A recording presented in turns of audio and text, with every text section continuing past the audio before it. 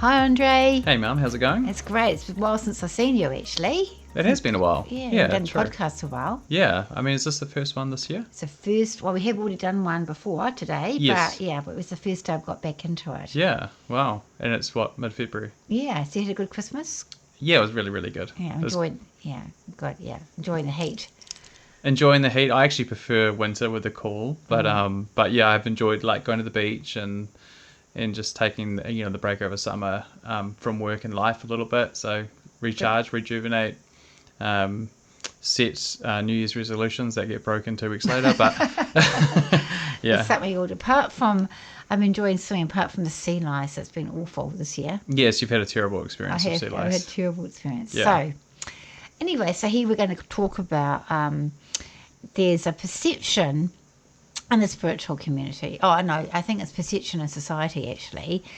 And there's something that I felt I had to be, is that people to be perfect to be spiritual. That's what we're going to talk about. Do you Okay. need to be perfect? Yeah. Perfect. So you've come up with a lot of questions Yeah. around this perception of Yeah. perfectionism and spirituality, and Yeah. I'll just ask you throughout the Yeah. podcast. So we'll start off with your first question. That there is a perception in society that people need to be perfect to be spiritual. Yeah. What is this, and is it true? And well, do you need to be perfect? Yes. So I've come across it actually when I've been with different things that I've studied and courses that I've done, and there's this perception I feel, and something that I had, maybe still with my Catholic upbringing, that you have to be this perfect person and about sin and all that sort of thing. But I've come across it also in the spiritual community as well. And I'm going to say you do not have to be perfect to be spiritual. Absolutely. In fact, it's quite a dangerous place to be, because what happens is that you can sort of like self-gazing too much, looking at yourself. It's a really scary thing, trying to be perfect. We are all spiritual beings having a human experience. And I remember talking to a life coach once about this need to be perfect, and she said, well, good luck being perfect, because trying to strive for perfection in every area of your life is going to cause a lot of unhappiness. And that is not going to help you being spiritual. And we have this thing that we've been judged.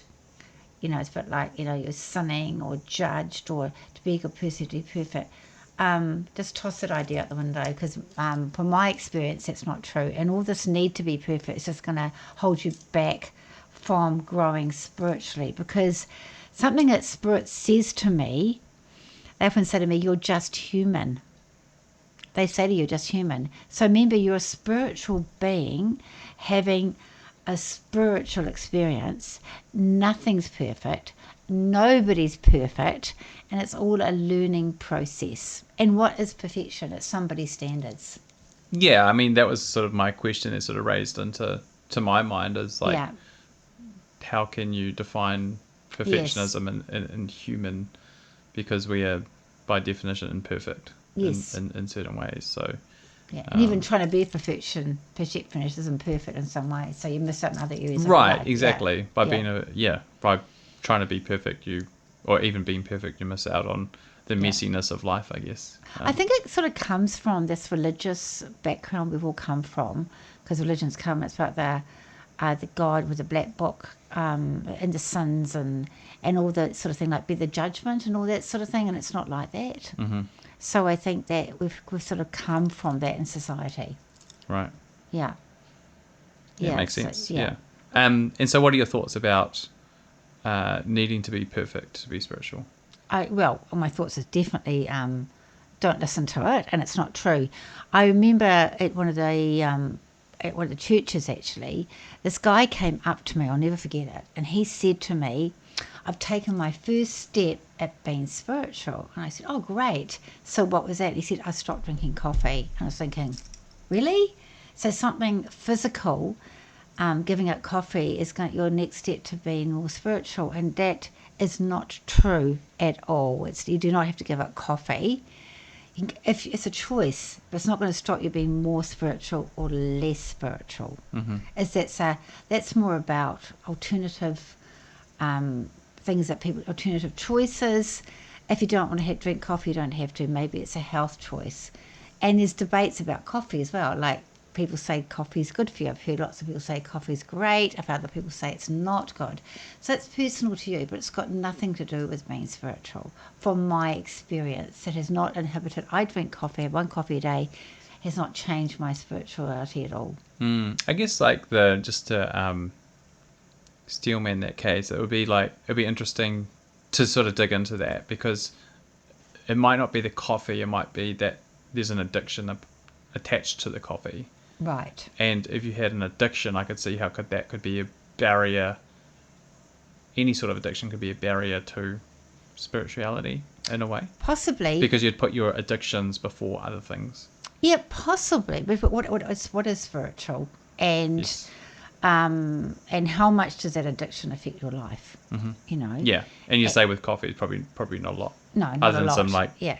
energy and Yeah. Look, to be honest, when I went to Arthur Finney College, because I had this perception that I was going to have to be vegetarian, that I wasn't going to be able to drink coffee, and definitely no alcohol. I thought it was going to be so strict, and because I'd also been to the Mana Resort, which is very much like that, and it was like a Buddhist thing, and I really thought that that's how I had to, what it was going to be like.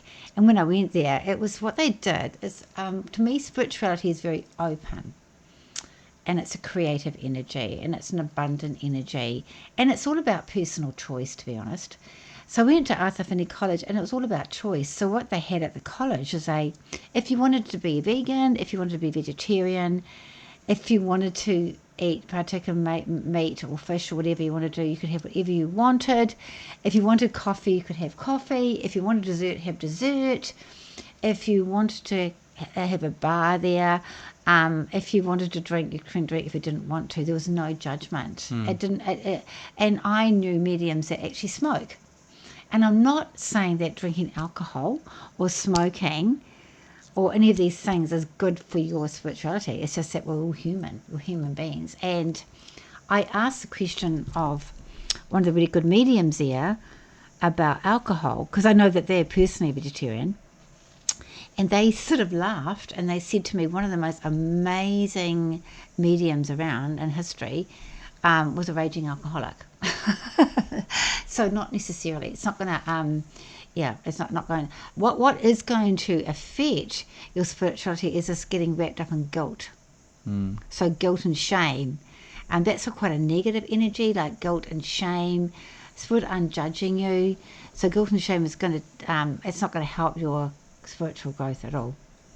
Yeah, I understand that. Yeah, Yeah, so for sure. It's about love. It's about loving yourself unconditionally Yes, I can for see. all your faults. Yeah. I can see how, to me, perfectionism gets in the way of freedom, because like all those things you're talking about, like we should have as adults, we should have the freedom to explore or live or eat or whatever it is. And as soon as you start putting barriers in place to those things, you're now restricting freedom, and freedom is the growth, like organic growth. You're not going to get that organic growth. And if we're talking about spirituality, you might not be able to explore areas of your spirituality because of these blocks that we put in, these arbitrary blocks. Yeah, some people won't agree with this podcast, and that's okay. They'll see it differently, and that's up to them. That's their freedom of choice, right? That's their freedom of choice, absolutely. Yeah. I did a course, a cruise. I won't say who it was, but it was an angel course, and I saw a lot of miserable people on that course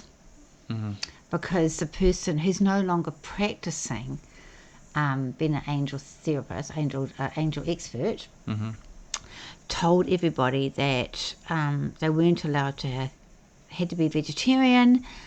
They were not allowed to have any dairy. They weren't allowed to have any desserts. They weren't allowed coffee.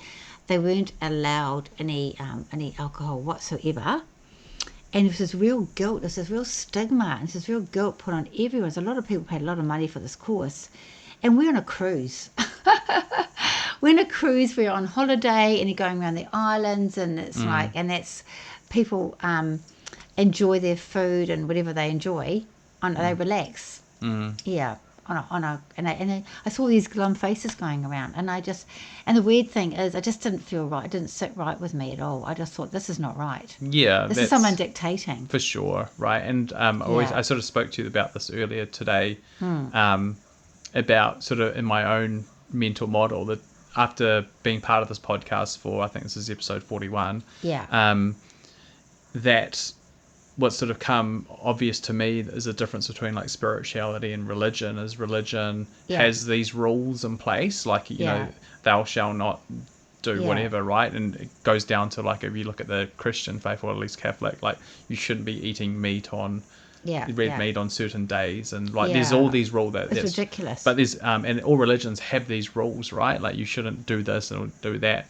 Whereas what I've enjoyed about speaking to all the different guests, or listening to all the different guests that you've had on this podcast, is everyone's got their own sort of spirituality, and it's not laid out in doctrine. It's not controlled by various rules that at some time, you know, a human interaction has created these rules to guide. You know, they're not doing something religiously. It's a freedom. There's beauty in imperfection, and there's beauty in organic growth. And I think if you put rules in front of your spirituality, then you're going to stem whatever that is. Well, it creates guilt, and it creates fear. And the opposite to love is fear. And the way to actually control people is through fear.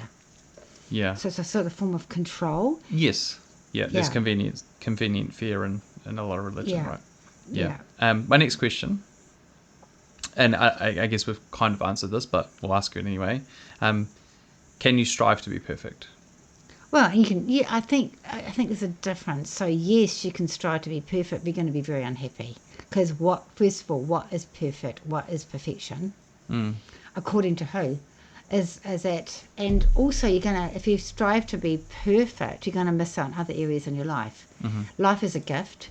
You only have so much time, so much energy, and you're not going to be able to be perfect in every area. All you can do is your best. And you can improve, right? And you can improve, improve. So I actually think that's wonderful, doing personal development. But spirituality is completely different than personal development. So spirituality is having an awareness that there's something beyond yourself, something more than just yourself. And to me, spirituality is connected to a creative force. That's for me, outside yourself, and knowing there's more than just what's on in this world, and that I can connect to that, which is different than personal development. To me, personal development is, how can I be a better person? How can I be happier? How can I enjoy my life? How can I blossom? How can I be passionate? How can I fulfill my dreams? How can I pass on my knowledge to others, to my family? Am I doing the best that I can for my mind, body and soul? My body's a gift. How do I look after that? How do I balance all that? So I can work on myself mentally, by mindfulness. I can work on myself spiritually. I can work on myself physically and emotionally. So yes, personal development's wonderful, and the belief in spirituality is different. It's two separate things. But I do feel, for me as a medium, I've learned that looking after my physical well-being, my mental health, and my emotional health is it's fulfilling. It's very fulfilling, and it actually helps me in my spiritual work as a medium, because I've got to be there to serve other people, and to serve spirit. So I'm the medium between the two worlds, and to help give people information. So if I'm completely in an emotional state, I'm mentally not good, I'm physically unwell, it's a lot harder, because for me, because I'm a low, my energy's low, and so it doesn't mean I can't do it, but it makes it a lot harder. So to be the best medium I can, I look after my health and well-being. Right. But not the perfect medium. I'll never be the perfect medium. I'll never be the perfect person. That's an interesting thing. I had like another thought while you're Yeah. while you're speaking as well.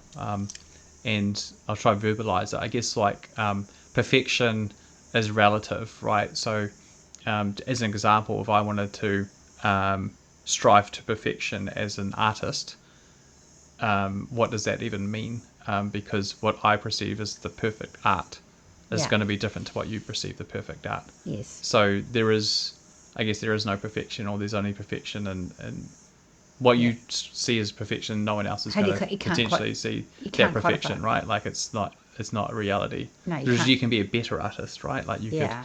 you could make yourself better. So How do you qualify it? yeah. Also, it's interesting for me too, like when I do one-on-one sessions or even shows, that is always one a week or one a day. Some readings are better than others. So some people, as I'm doing a reading, I find it much harder to give them a reading than I do other people, because there could be many reasons for that. Maybe they're Sure. extremely skeptical.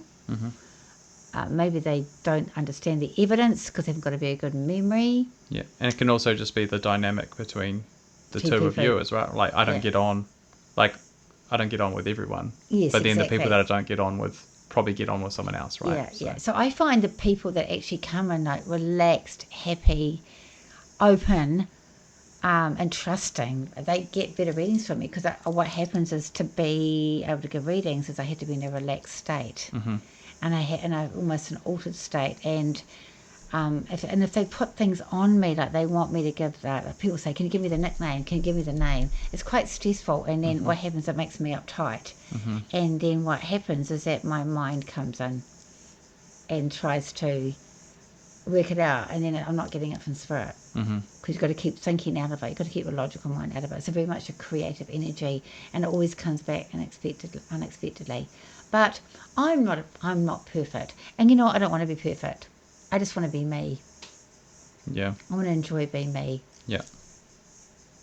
Yeah, No, beautiful. yeah, Next question. yes, Again, I think we've touched on this, but we'll see if yeah. you've got anything else to say on it. So it has, what about religions that say you need a certain diet? Sort of. That's interesting. That one thing you got to remember about, maybe you do follow religion, and they say that you can't eat certain meats, or you can't drink alcohol, or you can't have coffee, or all these rules and regulations. That's personal choice. So if you want to follow a religion that has these rules and regulations, that doesn't mean you're not spiritual. You can still follow all that and being spiritual, but I don't believe, for me, that doesn't work for me personally, and I don't think it may work for a lot of spiritual people, because I like to be more open and more relaxed. And also, you've got to remember that these rules are man-made rules. They're not coming from spirit. And that was really interesting when I learned from Charlie Seaman. He talked about the 7 principles of spiritualism, and I always thought that they were rules, but that's put me off a little bit. And then when he showed me that, exposed me about the principles of spiritualism, they're just guidelines, and it's up to the individual's interpretation what that means, and what it means to them, and how they live by them if they want to. Yeah, that's true. I mean, really, Yeah. if you boil it down to it, the only rules that the only rules that actually exist are the rules set by physics, right, in the physical world. Everything Yes. else is just either by agreement, by a community, or not. Like, Yes. even like we might have a rule in society: "Thou shalt not kill" or "Thou shalt not steal." Yeah. Those aren't real rules. They don't exist in the world. Those are rules that humans They're have law, come up aren't they? They're with law. law, but they're rules that humans have come up with because we collectively agree that's bad for society. Well, But that's yeah. not nature. Nature hasn't given us those No, rules. that's true. Nature Yeah. hasn't given us those No, it's rules. just we've agreed on those rules, right? And in a different society, in a different time, it was okay to kill. It wasn't a rule, right? Right, At some okay. stage, we've agreed that that's a rule, but that's stitched in our society, I'm pleased that not it's in into our life. society, to be honest. Yes, yeah, it makes And we're not society good function talking better. about Yeah. people that are murder and stuff like that. From my experience in Sentencing Murder, was that when I came across murder, was just dreadful. It was just horrible. It was so real and just awful. It's just the most awful thing.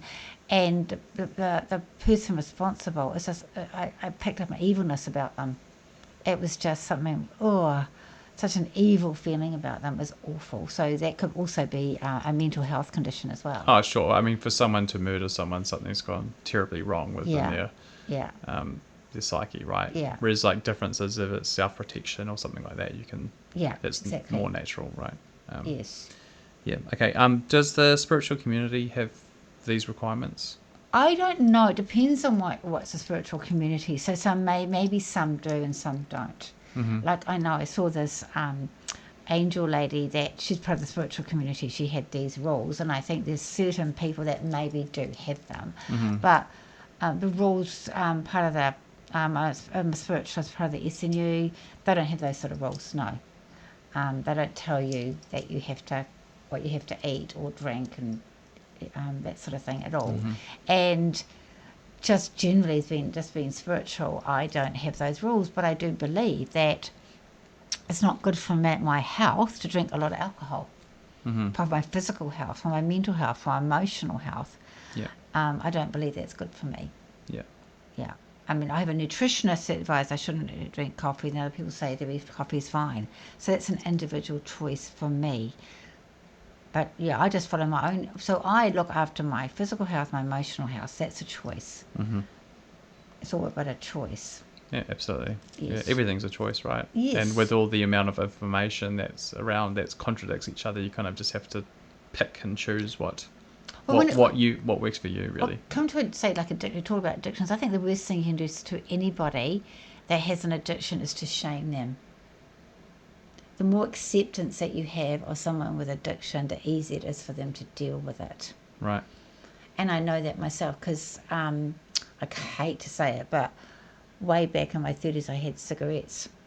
Only not in my 20s, but for a short time in my life. It's terrible. I was so stressed, and it was the worst thing. And it was terrible, and I felt so bad about it. But I made my own decision in my 30s to give that up. It was only for a short time, but I had to make that decision myself. Definitely. I don't like even admitting that I did that, but I'm not going to shame anybody that does. But it wasn't really bad for my health and my well-being. And actually really interesting, the spirit world says something to me. They say 3 things to me, and it's not because they're telling you what to do. They always suggest. One thing they say don't smoke, because they know from passing away that smoking is not good for you. Or they've been a smoker and it's affected them. They often say don't smoke.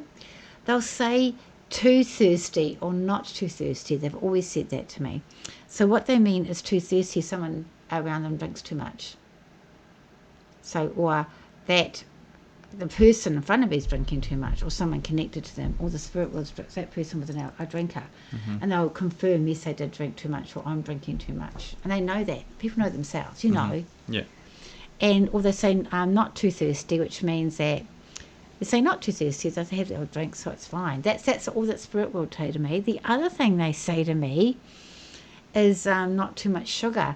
So the spirit world often say to me, be careful of having not too much sugar. Now this isn't a spiritual thing, and they're not judging you. They love you no matter what. What they're suggesting is you to look after your health and well-being. Because sometimes they'll say to me, more vegetables, and the person say, actually I'm not eating enough vegetables. You see what I mean? But once again, that's a suggestion from the spirit world. It's not a direction, it's advice.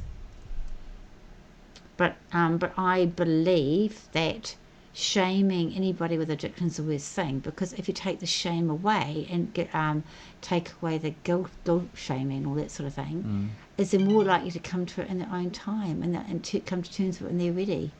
Yeah, absolutely. Yeah, definitely. Yeah. I mean, that's what Al-Anon about, and Alcoholics Anonymous is about, actually, because at Al-Anon, that's for people that support people with alcoholics, and a lot of people are codependent, and they with an alcoholic, and so the codependent starts actually trying to control the alcoholic, and they try to take the alcohol away, or they hide it, or they try to stop them from drinking, and it makes the alcoholic worse. It makes them worse. Yeah, right. It's like starving someone, right? Yeah, exactly. Yeah. And when the person Al-Anon or the codependent stops trying to control the alcoholic, quite often the alcoholic will stop drinking by not putting that pressure on them. Yeah, it's really Same interesting. with gambling. Yeah. It's gambling as well. So if you Well, show, it's yeah, any sort of addiction, right? yeah, Like, and yeah. someone's is instead of making a big deal about it, Yeah. is allow them, and then they'll come to it at their own time. Yeah, hopefully, right? Oh, that happens. It's Very, quite. It's quite. it's such a hard thing to sit back and watch, right? Like any of those. I mean, there's addictions. I guess like no addiction is good, but there are some better addictions than none, right? Like so, if someone's addicted to going to the gym, I mean, it's not great that they're addicted, but the outcome is much better than if they're addicted to, say, gambling or drugs Yeah. or alcohol or these I more think self-harm, Yeah, if people are really addicted, then I think they know. for sure. They for know sure. whatever it is, and they Yeah. know themselves. But I understand the non-shaming thing as well, right? Because we have Yeah. addiction is like a circuitry that is built into our Yeah. neurosystem, right? And so if someone's it's not like someone woke up in the morning and said, you know what, I choose to Yeah. today I'm gonna choose to become addicted to Yeah. alcohol. It's not, no one chooses to become addicted to something. No. They get addicted to someone, and then I guess that addiction is forcing them to choose to continue to be addicted, but their choice was never consciously made in the first place. No, well, it's what Yeah. Virginia said, and something I talked about as well, is that our brains want to protect us, and so sometimes addictions are caused for our brains trying to protect us from feeling emotional pain. Yeah, well, we about emotional humans, pain. we like to take the path of least resistance in every single way. Yeah, we do. Yeah. And so our brains will give us a path of least resistance in every single way. And if you're addicted to something and you start feeling anxious because you haven't had that thing, then the path of least resistance is Exactly. do the thing. Or give me That makes you feel better right now. It's not thinking about 6 Yeah. months or a year or the next 10 years. It's thinking about, I'm feeling bad because I haven't had a drink. The answer to me to stop feeling bad is have a drink. Yeah, That's exactly. the easiest way. Easiest way. So, but is Spirit going to love you if you do have a problem with addiction? Yes, they do. Absolutely. I mean, if you think of any of your children become addicts, you're still going to love them. Of course, you're going to love It'd be them. difficult, right? I mean, not But difficult to love them, but it's difficult To watch it, but you're going to love and deal them. with Of it. course, you are. Absolutely. Yeah, so It's, you love the person, you may not love their behaviour. It's the same with Spirit, they love you no matter what. And if you've got a problem like that, you can still develop spiritually. And if you have got something that you feel you need to, an addiction or something you need to work on with yourself, like physically, mentally, emotionally, whatever it is, you can develop spiritually and work on that problem as well. But it's not the same thing. It's two separate things. But everything affects everything else. Oh, for sure. Yeah, absolutely. Yeah, I just had a random thought, and it was, there must be a blurry line between addicted to something and passionate about something. Yeah, there must be a blue line You know? actually. Yeah. Passionate Okay. feels quite exciting. I don't know. It feels good. Feels happy. Yeah, A different way. but if you look Feels at the like traits, are healthy probably pretty. happiness. Yes, yeah. Yeah. Anyway, we digress. What are the steps you need to take to become more spiritual? Okay, so the first thing about becoming spiritual is actually honouring yourself. I think that's really important. So honouring who you are, whoever that is. So if you're a person that's like really tidy and you like things to be organised and you like to write everything down and that's how you are, and honouring that's who you are. Accept that's who you are. If you're a creative energy that's not so organised, then that's fine as well. So I think it's loving and accepting yourself. One of the things that I found, the more spiritual I became, the more feminine I became. Because I found that as a little girl I was very feminine, and I found that was squashed out of me quite a lot in my life. Was how I was brought up. And then I started to embracing my femininity more, so I became more feminine, expressed myself and with colour, and that's Kerry Marie. I like to dress up and that sort of thing. I like to wear makeup. I like to, that's just who I am. Mm-hmm. So for me, but that's not for everyone. Some people just say, I'm a nature person, I don't like dressing up, I'd rather be in gumboots and a pair of jeans and a jumper or a t-shirt or something. That it doesn't matter. So I think the first thing to be spiritual is honour who you are, embrace who you are, and be who you are. I think that's the most important thing. And know who you are, because that's how you were born. And then to embrace that, and then that's your power. So work on your own your own power about who you are, of acceptance and loving yourself. I think that's where personal development can come in. But loving yourself, accepting yourself as you are, and then I think that's the first thing. And then being spiritual, I think, is also something to be more aware. So accept yourself, and then become more aware of the world around you. And the expression of yourself is very spiritual as well, and what you're drawn to. So maybe you found you get really drawn to like nature and that sort of thing, and you found a lot of joy and passion and a spiritual feeling and a creative energy amongst nature. Maybe you might find it with being artistic. It just gives you this sense of empowerment and power that you've been born with a gift, so you're actually going along with your artistic gift that you've been given, so you develop in that. Maybe you're born an engineer and you develop as an engineer because that's your gift that's been given, that's you've been born with. So I think it's fulfilling your purpose and who you are. That's the first step, I believe. Acceptance, loving who you are, being who you are, and then to be spiritual, being aware there's more, and grow with that. If you want to develop more spiritually, I would suggest that you find out what sits right for you. It could be different. Maybe it's a religion, maybe it's joining a group, maybe finding a spiritual community. It's reading books. Maybe it's reading books that you're drawn to. It could be in meditation, so you learn to become, you get drawn to meditation. Maybe just being aware. Maybe it's just talking to the spirit world and asking them to help you. Maybe it's praying. It's all sorts of things. So it's actually evolving, becoming who you are and being that person. That's how you become spiritual. And also being patient with it and letting it unfold as well. That's how you become more spiritual.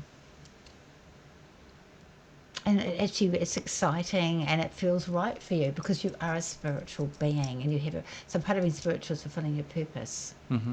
And you can only do that if you know who you are. And we're all different and unique.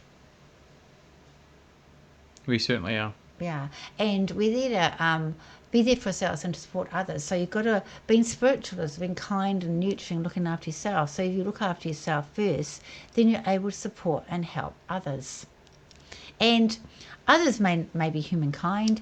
It could be, you might help animals. You may help nature. So once you know who you are and you forget about yourself, then you're able to give to others.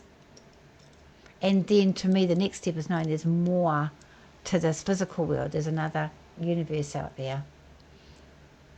And you can develop in their own unique spiritual way that sits best with you. I don't feel there's any rules with it. You can develop as a medium, you can develop as a psychic, you can develop as a numerologist or astrology, or maybe you just want to be a healer, or maybe you want to work in the medical profession and help people have a better life. You want to be a homeopath, a naturopath, it doesn't really matter. But it's being who you are. That's where it starts, and let it evolve from there, let it unfold. And it gives you a sense of, what I'm hearing from Spirit, they're saying to me, it gives you a sense of purpose.